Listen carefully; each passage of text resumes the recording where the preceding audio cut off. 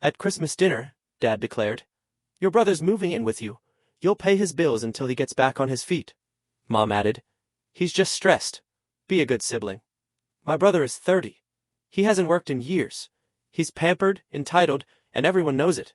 I put down my fork and said, then consider this my final dinner here. And then, you know that moment when your whole life flashes before your eyes? For me, it wasn't a car crash.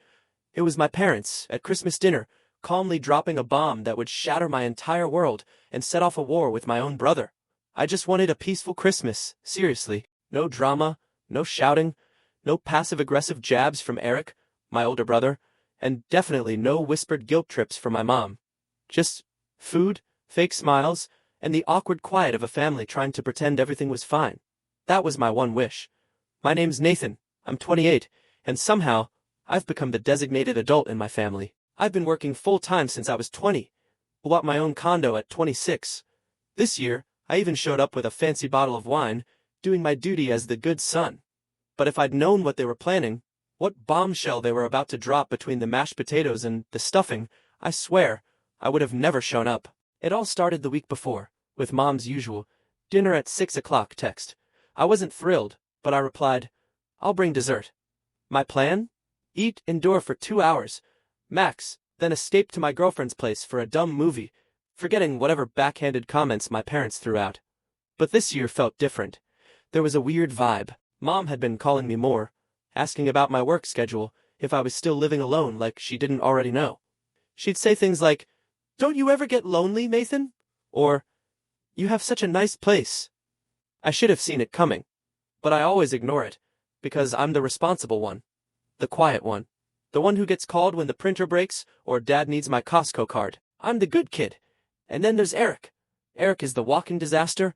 We all just pretend will eventually pass. He's 30, pushing 31, and hasn't had a real job in 5 years. Last I heard, he was consulting for some startup that never launched. He's lived at home most of the last decade, or crashed on a friend's couch, or mooched off his latest girlfriend. Eric always has an excuse. The job market's rigged. Nobody hires real talent. I'm just waiting for the right opportunity. And my parents? Bless their hearts, they eat it up. They coddle him like he's still a teenager. They've convinced themselves that if they just keep covering for him one day, he'll magically grow up. Spoiler alert, he won't. So, Christmas Day, I walk into the house and there's Eric, already sprawled on the couch, legs up, sweatpants on, scrolling TikTok like he owns the place. I sighed. Loudly. He didn't even look up, just mumbled sup without taking out his earbuds. Mom hugged me a little too long. Dad gave me his usual forgettable pat on the back. I sat down, placed the cannoli I'd brought from that amazing Italian place on the counter, and tried to ignore the weird, heavy energy in the room. Dinner started off pretty normal. Food was good. Everyone praised Mom's turkey. I did my part, making small talk, even faking a laugh at one of Dad's terrible jokes. For a minute, it almost felt pleasant. Then Eric reached across the table, mid-sentence for me, and snagged the last scoop of stuffing. Just plunged his fork in, dumped it on his plate. I blinked. Once, twice. Cool, I said, trying to keep it light. Yeah, I didn't want any more anyway. He just shrugged, like I was being dramatic. You had plenty, he mumbled. Mom said nothing. Dad stared at his plate. It was such a small, stupid thing, but it was so Eric. That entitled, oblivious confidence that only comes from a lifetime of being told the world revolves around you. I pushed it down. Just one more night, I told myself. Smile, nod, leave early. Don't get sucked in. I wish the story stopped there. Really, I do. But it didn't. After dinner, we were still picking at pie when Dad cleared his throat. He has this whole routine for big announcements, sits up straight, folds his hands like a school principal. I braced myself. We've got some news, he said. I glanced at Mom. She was already nodding. Eric had this smug little grin, like he'd been waiting all night. My stomach dropped. Your brother's moving in with you, Dad announced. Just like that. No preamble. No warning. You've got that second bedroom. He needs a change of scenery. He'll stay with you for a bit, just until he's back on his feet. I blinked. Again. Maybe I miss hard? Mom leaned in, sweet as pie. He's just overwhelmed, Nathan. He needs support right now. Be a good sibling. I stared at all three of them, frozen, like I was on some twisted reality TV show. He's 30, I managed, trying to keep my voice steady. I'm not his legal guardian, and you never even asked me. Eric leaned back, arms crossed, eyes full of smug superiority. You've got space. I won't be a problem. That's when it hit me. This wasn't a request. This was an ambush. They'd planned it, rehearsed it, probably waited until I was trapped at the dinner table, full of turkey, so I couldn't bolt. They decided, without any input from me, that my home was now Eric's personal safety net. I stared down at my plate. That half-eaten slice of pumpkin pie. The crumbs from the roll I'd buttered just moments ago. Slowly, I set down my fork. Then consider this my last meal here, I said. The silence was deafening. Mom's smile vanished. Dad's eyes narrowed. Eric just raised an eyebrow. I'm not doing this, I continued, my voice low but firm. You don't get to decide what happens in my home. You don't get to dump your mess onto me because you're tired of cleaning it up. I've worked too hard, for too long, to carry someone who refuses to walk.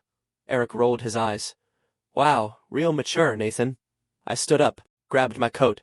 Without another word, I walked out. The air outside was freezing, a sharp slap of reality, but I didn't care. I just needed to escape before I said something truly unforgivable. My phone buzzed 3 times before I even reached my car, all from Mom. I didn't answer. I just sat in the driver's seat, keys in hand, my heart absolutely pounding. I knew this wasn't over. Not by a long shot, and I was right. What happened next changed everything. I ignored their calls that night, and the next day. I needed space. Time to think. What they did wasn't just tone-deaf or manipulative. It was a complete betrayal of the quiet boundary I'd spent years trying to maintain. That boundary that said, I'll be the good son. I'll show up. I'll do my part. But I will not be your backup plan. I will not be Eric's babysitter. And I will definitely not be his landlord. By New Year's, I still hadn't received a genuine apology. Just 3 texts from Mom, all variations of Eric is struggling. Nathan, you're his only hope. We were just trying to help. And the kicker, don't be so dramatic. That last one hit harder than anything. I'd spent years swallowing my pride for this family, ignoring how Eric, the older brother, was always the favored one. The baby, praised for the absolute bare minimum, while I quietly carried the weight of everything they never even noticed. He dropped out of college? Mom said he was too creative for structure. He got fired for not showing up? Dad claimed the manager didn't appreciate raw talent. He crashed my car? Mom blamed me for letting him borrow it. Meanwhile, I graduated, got a decent job, paid off my debt, bought a condo, kept my head down, and never asked for a single thing. And I was the dramatic one. I went back to work on January 2nd, trying to refocus, to deal with new quarter demands. But the family drama just buzzed in my head, a constant low-grade headache. I hated it, but I knew I couldn't avoid them forever. Then the first bomb dropped. That Friday, I got home around 6:30 p.m. It had been raining all day, and all I wanted was sweatpants and some mindless TV. Instead, I walked in to find unfamiliar sneakers by the door, a duffel bag slumped against the wall, and Eric, on my couch, eating my chips, watching my Netflix. What are you doing here? I said, my voice sharp. Eric looked up like I was the intruder. Mom said you'd come around eventually, he said, totally casually. Figured I'd get settled before the semester starts. What semester? I blinked. He grinned. Online coding boot camp. Starts next week. 6 months.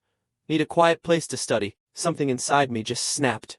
You broke into my apartment? I asked. He actually had the audacity to laugh. Mom had your spare key. You left it at their place, remember? I did remember. I'd given it to Mom last year for a plumbing issue, just in case. I never ever thought she'd use it like this. You don't live here, Eric. He leaned back, arms behind his head. I do now. I didn't yell. I didn't slam the door. I just stared at him. Then I walked into my bedroom, locked the door, and sat on the edge of my bed, hands trembling. I texted Mom. Did you give Eric my spare key? The 3 dots appeared almost immediately. He needed a place. He said you were being difficult. I assumed you'd calm down. He's family, Nathan. Family helps each other. I didn't reply. I just sat there, silent, numb, watching what little respect I had left for them just crumble away. Over the next few days, Eric made himself completely at home, left dishes in the sink, used my expensive shampoo, ate my groceries, slept until noon, then complained he was too tired to cook. Every time I brought up the fact that he wasn't supposed to be there, he'd deflect.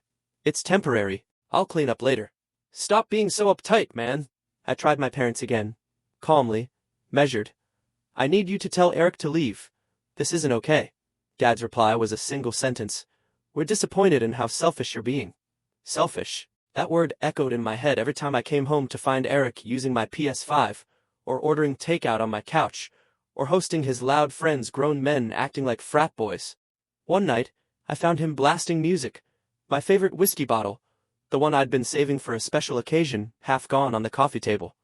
Eric and two of his buddies were laughing, acting like it was a bar. I didn't say a word. I just turned around and left. Drove to a diner, ordered pancakes at 9 p.m., and sat in a corner booth, staring at the wall. I was so angry I couldn't even speak. Not just about the whiskey or the noise. It was because my own home didn't feel like mine anymore. And the worst part? My parents still thought I was the problem. The final straw came 2 weeks later. I was buried in meetings at work when my landlord called. His voice was unusually tense. "Hey, Nathan," he said. "Just wanted to confirm. You gave your brother permission to speak on your behalf?" My blood ran cold. "What?" I practically shouted. He continued. "He called about breaking the lease. Said he was handling the move-out. Wanted to know what kind of notice we needed." I shot up from my desk, heart hammering. "I didn't authorize anything. Don't talk to him. Only speak to me." My landlord apologized, said he thought it was weird anyway. I thanked him, hung up. I immediately called Eric. No answer. Called again. Still nothing. Then I got the text. Figured it was time for a fresh start. That place is way too small for both of us anyway. I'm looking at this loft in Midtown. Perfect setup for my startup idea. If I get approved, I'll just have them transfer the lease. Shouldn't be a big deal. I stared at my screen in utter disbelief. He was trying to take over my apartment. My lease. My home. I left work early. When I got back, Eric was in the kitchen, casually frying eggs like it was Sunday morning. "You seriously tried to get me kicked out?" I demanded. He didn't even flinch. "Chill. It was just a question. Thought you were going to move in with Sarah anyway." "We broke up," I snapped. He blinked. "Oh, that sucks. Guess that works out for me then." I stood there, hands clenched, every muscle in my body screaming to explode. But I didn't. I just turned, walked into my room, locked the door, and sat down. This wasn't just disrespect anymore. This was war. I emailed my landlord, explained everything. Thankfully, he was incredibly understanding. He promised he wouldn't speak to Eric again, and no changes would be made without my written consent. But I knew something fundamental had shifted that day. A line had been crossed, and I couldn't unsee it. That night, I lay awake, staring at the ceiling, listening to Eric snore through the wall, and I made a decision. I wasn't going to argue anymore. I wasn't going to beg my parents to understand. I wasn't going to try to convince anyone. I was going to show them. If they wanted to treat me like the villain for protecting what I'd built, fine. Then they were about to find out what the villain was really capable of. But before I could even begin, something happened that made everything 10 times worse. Something I never saw coming. Something that pushed this entire mess beyond the point of no return. And it started with a plain, nondescript letter in my mailbox. The envelope was plain. No logo, no return address, just my name, typed in block letters, and my unit number. I found it wedged between junk mail, still fuming from Eric's latest stunt. He'd used my Amazon account to order a $200 mechanical keyboard, claiming it was an investment in his coding future. And he used my saved card, of course, thinking I wouldn't notice. But this letter, this was something else entirely. I opened it right there in the lobby, my fingers stiff with cold. Inside was a neatly folded page with a chillingly simple message. "Your brother's credit is shot. He listed your address on 3 loan applications. Call me Mark." At first, I thought it was a scam. Just some weird junk mail. But my gut screamed otherwise. I typed the number into Google. Mark was real. A regional loan officer from a small credit union. I called him. "Mark speaking." "Hi. My name's Nathan. I got a letter from you about Eric." There was a pause. Then a sigh. "Yeah, I figured you might not know. Look, I'm not trying to cause drama, but your brother listed you as a cohabitant, an emergency contact on 3 separate applications last month. He used your apartment address. Said you were co-signing on a business loan." My stomach flipped. I didn't co-sign anything," Mark said. "I figured his application was sketchy. It got flagged. But your name came up enough times that I thought you deserved a heads up." "Thank you," I said. my voice barely a whisper. That was the moment everything clicked into horrifying focus.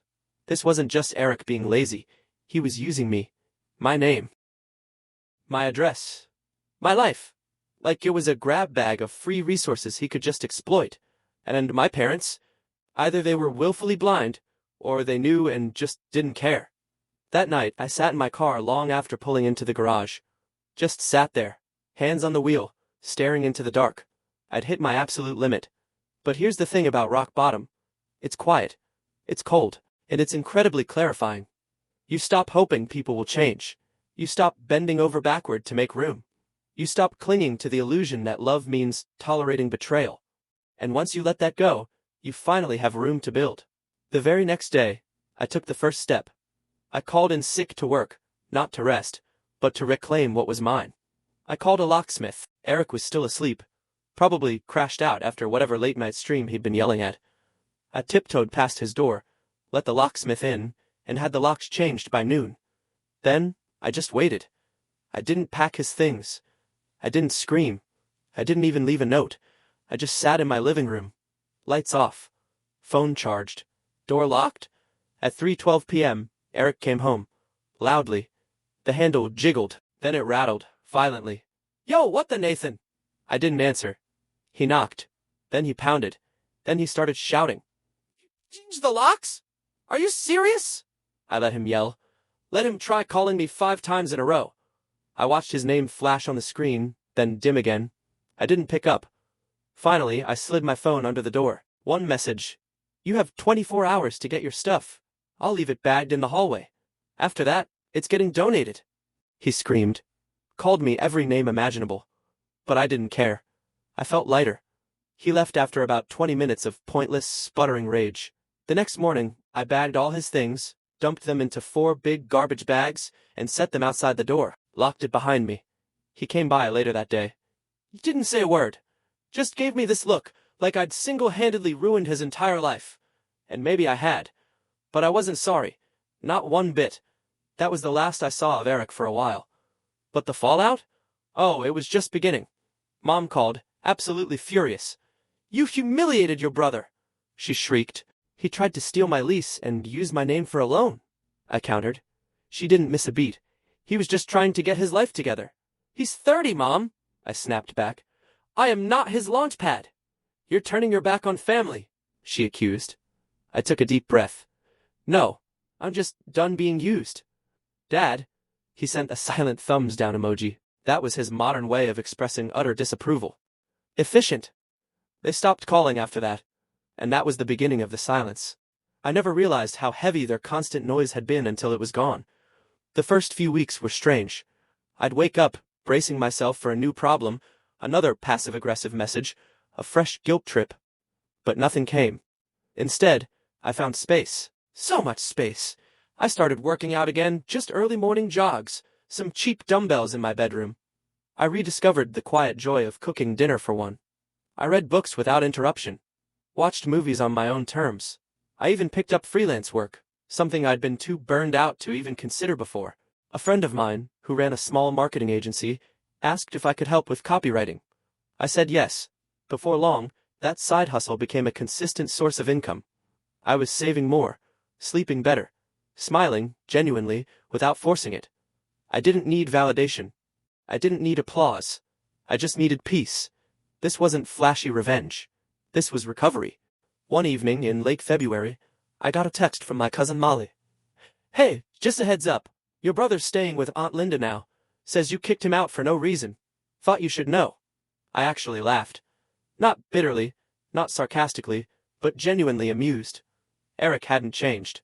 He'd just moved his problem further down the family tree. But it wasn't my problem anymore. For the first time in my life, I wasn't carrying his weight. Then, one Saturday morning, something unexpected happened. A soft, hesitant tap on my door. Not Eric's usual angry pounding. When I opened it, Mom stood there, alone, holding a brown paper bag. "I brought cannolis," she said, her eyes tired, just like I had last Christmas. I didn't move. Didn't say anything, just stood there.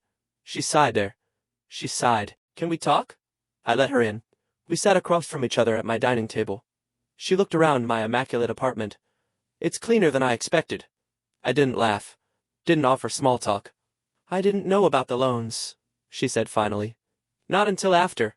He told me you made it up. Of course he did. She rubbed her temples. I don't know what to believe anymore. I just know something broke, and I think we did it. I still didn't respond. She looked at me with an expression I barely recognized, raw and vulnerable. You've always been the strong one, the quiet one. I think we mistook that for not needing anything. I needed respect, I said. That's it, she nodded. I'm sorry. And for the first time in my life, I actually believed her. We didn't hug, we didn't cry, but we sat there and ate cannolis in silence. And somehow, for now, that was enough. But not everyone was done playing games. A week later, an email popped up from a name I hadn't seen in years, Vanessa Cabrera.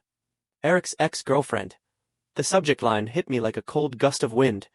You should know what he's planning next.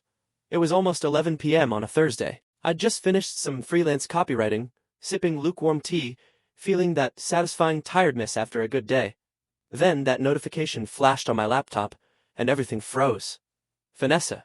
They dated years ago, back when Eric occasionally held down a job for more than a month.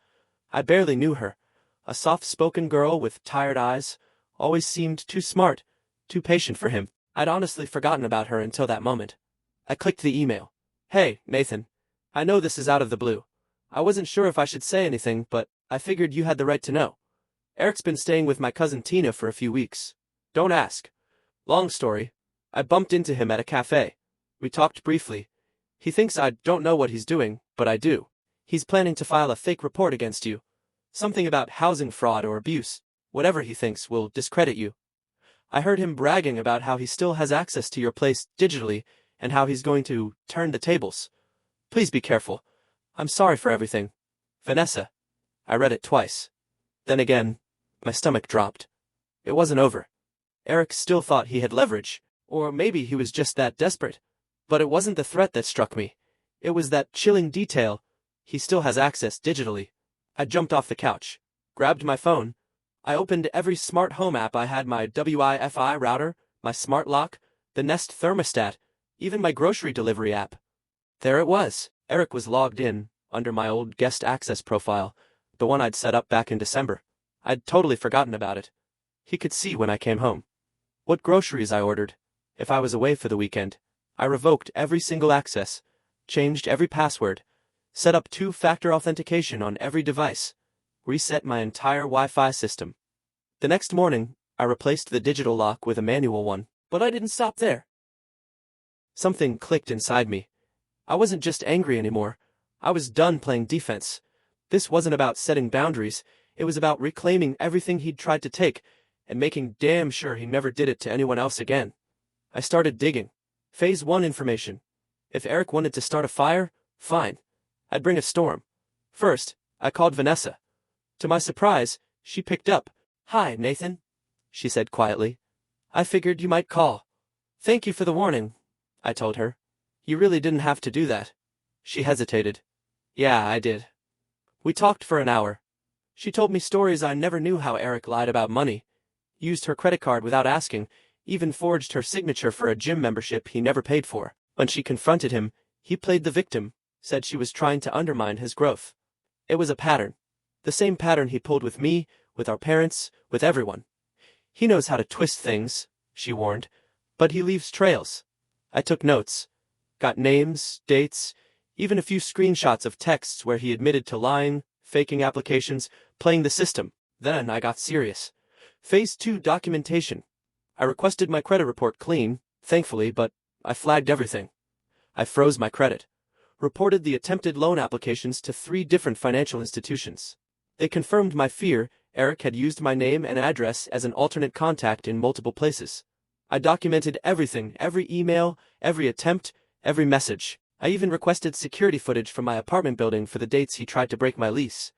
And sure enough, there he was, buzzing in strangers, hosting parties, loudly talking about renovations to his guests. I pulled texts from my phone, screenshots of Eric admitting he was looking at other places, handling the lease transfer, even that gem. That place is way too small for both of us anyway. I filed it all into a folder. Operation No More Eric, but I still needed more. Phase 3 leverage. I reached out to Molly, my cousin, who'd first tipped me off about Eric crashing at Aunt Linda's. She was eager to help. "You're finally taking him down," she said, almost gleeful. "Good. He's been leeching off us since New Year's. Aunt Linda can't say no to him. She gives him money, drives him around, even lent him her spare car." "Does she know about the loans?" I asked. "No. She thinks he's saving up to launch some VR marketing company, whatever that means. Would you be willing to talk to her? Carefully?" Molly paused. "I'll do better," she said. "I'll record him. He talks to himself, Nathan, all the time. Monologues like he's at a movie. I'll just leave my phone on next time we're in the car." I didn't want to put her at risk, but she insisted. And sure enough, 3 days later, Eric's voice. "I'm going to make Nathan look unstable. He thinks he's so righteous. Wait till the landlord gets that anonymous tip. I'll bury him in paperwork. He'll fold." I sat in stunned silence. This wasn't petty anymore. This was malicious, intentional, calculated. But Eric didn't know something. I'd only just realized myself. I had allies now. People he'd burned. People tired of being collateral damage. He listened carefully, then said, "If he tries to report you for anything false, housing fraud, abuse, whatever, that's grounds for defamation if it impacts your job or credit. And if he accessed your accounts without permission, that's identity fraud." "What if I don't want to sue?" I asked. "Then don't," he replied. "But build the case anyway. Get the leverage. You never know when you'll need it." So I kept building. Screenshots, logs, statements from neighbors, voice memos, emails, a full dossier. But I wasn't just collecting evidence. I was planning a message. Because Eric didn't fear consequences, he thrived in shadows, manipulating when no one was looking. My plan was simple. Turn on the light. The perfect opportunity arrived in March, Mom's birthday. Every year, she insisted on a family dinner. Small, private, just the four of us. This year, she booked her favorite restaurant. Cozy, candlelight, way too fancy for the way we all truly felt about each other. At first, I considered skipping it. But then I realized it was the perfect stage. To set the trap. To drop the bomb. To end it once and for all. And I knew exactly how I was going to do it. Because the real revenge? It wasn't about screaming or lawsuits. It was about finally holding up the mirror and letting him see what everyone else already knew, that his free ride was over. That he wasn't the victim, and this time, he'd messed with the wrong brother. So I made my reservation, rehearsed my words, and waited. The dinner that changed everything was about to begin. Dinner was set for 7 p.m. sharp. It was a warm Friday in early April, the kind of night that usually brings peace. But I felt none. My hands were steady, my voice calm, but inside, something simmered, a fierce, cold resolve, honed over months of betrayal, guilt trips, and gaslighting. Tonight wasn't just about Mom's birthday. It was about showing every single person at that table, especially Eric, exactly who I was. The restaurant was small, upscale, Mom's favorite. Low lighting, dark leather booths, a soft hum of classical music. They were already there when I arrived. Mom wore her pearls. Dad looked bored in his jacket. And Eric, of course, was dressed like he was headed to game night, black hoodie, joggers, that same arrogant smirk. I walked in, said a simple, "Evening," and sat down. Mom offered a polite smile. "I'm glad you came." Eric didn't even look at me. "Took you long enough," he muttered. I poured myself some water, pretending I hadn't heard. The waiter took our orders. Small talk followed. Mom chatted about her garden. Dad droned on about refinancing the car. Eric, predictably, started rambling about his new tech venture.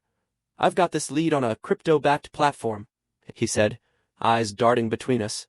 "It's next-gen stuff, disruptive." I nodded thoughtfully. "And how are you funding it?" He raised an eyebrow. "Got a few sources. People who believe in my vision." I almost laughed. But not yet. Dinner arrived. Forks clinked. Mom gushed over the wine. And just when things started to feel almost normal, I leaned back. "I got an interesting email last month," I began, my voice calm, almost conversational. "From Vanessa." Eric's fork froze, mid-air. "She told me about the loans. The fake reports you were planning. Using my name. My apartment. My credit." The air at the table changed instantly. Mom's smile evaporated. Dad stiffened. Eric froze. "She's lying," he hissed. "She recorded you, Eric," I replied, still calm. "Talking about filing a false report. Admitting to forging my info. Even bragging about how you'd turn the tables." Mom gasped softly. "Eric," she whispered. He snapped. That's not real. You don't know what you're talking about. Oh, I do. I placed my phone flat on the table. Would you like to hear the full clip? Or maybe see the screenshots? The statements I collected? The loan attempts in my name? The security footage from my building when you tried to fake the lease transfer. His mouth opened, then closed. The smirk finally, blessedly slipped. I didn't do anything illegal, he mumbled, eyes darting toward Mom. You tried, I said, looking him dead in the eye. And if I'd been one day slower, you might have succeeded. Nathan, Mom said quietly, her voice trembling, maybe we should discuss this later. No, I cut in. We are not brushing this aside. Not this time. He put me at risk. My home, my credit, my job. Dad cleared his throat. Son, maybe it was just a mistake. It wasn't, I stated. But it doesn't matter, because I've already reported everything. Eric looked up, eyes wide with genuine shock. What? I filed a full report, I continued, my voice gaining strength, with the FTC, the police fraud unit, and every financial institution he listed me on. I gave them the audio, the documents, the timeline, everything. You're bluffing, he said, his voice low, desperate. Try me. He shot up from his chair. You're ruining my life over nothing. You ruined your own life, I said, still seated, the moment you tried to steal mine. He looked at Mom. Aren't you going to say something? She looked utterly pale, quiet, and for the first time, I saw real doubt in her eyes. You said he was being paranoid, she said softly, turning to Eric. You told me Nathan locked you out because he was unstable. She cut herself off, then turned back to me. Then why are there 3 loans tied to his address? Why is there a recording of you bragging about manipulating the system? Eric was frozen. Mom turned back to me. What happens now? I looked at Eric. That depends on him. If he walks away now, quietly, I won't press criminal charges. But if I get even a whisper that he's trying to sabotage me again, I'll hand over everything to the duh. Eric looked like he was about to explode. His fists clenched. His face went bright red. But in the end, he just stormed out. Mom started to follow him, then stopped. She looked at me with this strange, unfamiliar expression. Shame, yes. But maybe, just maybe, even respect. Dad didn't say a word. We sat in silence. Just the 3 of us. Then, 2. Eventually, I stood up. I'll pay for my meal, I said. But I'm not staying for cake. Mom didn't argue. I left that night with the weight of years, lifetimes, lifted off my shoulders. Eric tried a few more stunts after that, vague text threats, attempts to spin his victim narrative with extended family. But it didn't stick. Not anymore. Because I had receipts, and now, everyone finally knew who he really was. Molly discreetly shared the story with the rest of our cousins.